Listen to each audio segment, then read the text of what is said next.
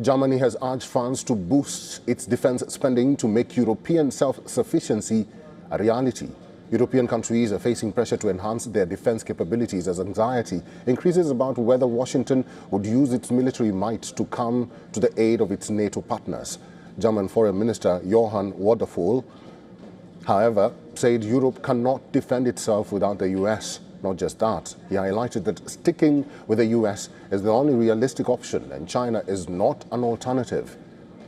Wadephul also had some bad news for Ukraine. The German foreign minister said that Berlin has effectively run out of its own stocks of air defense missiles and can no longer supply them to Ukraine directly from its reserves. He noted that Patriot interceptors that Berlin has come straight off the production line in the US. He added that everything coming off that line is going directly to Ukraine under a mechanism that is largely financed by Europeans and to a large extent by Germany. He urged other countries to contribute more. The Ukraine support report by Kiel Institute for the World Economy shows that while Washington has reduced its contribution by up to 99%, European countries noticeably increased theirs, largely compensating for the shortfall. European military aid rose by 67% above the average for the years 2022 to 2024, while non-military aid increased by 59%. According to the data within Europe, Germany was the largest single donor state in military aid in 2025. Berlin provided over $10.5 billion.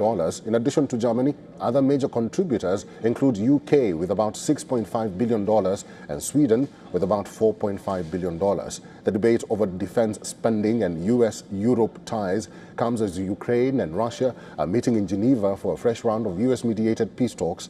The Kremlin says that talks are likely to focus on land, the main sticking point.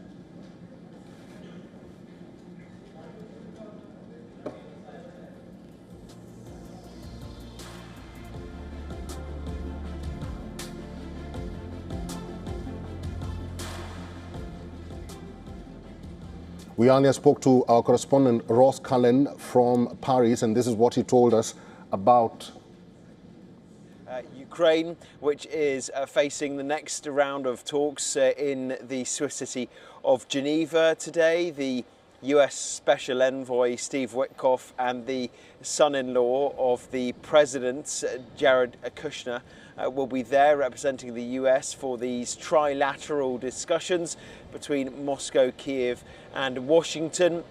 And we understand that land is still going to be one of the key positions. We've heard Volodymyr Zelensky and Donald Trump say in the past that they do believe 90 to 95% of the issues are solved. It all comes down to these contested areas in the east of Ukraine, land which is recognized by the UN as Ukrainian, which the Russians would like to see Ukraine give up.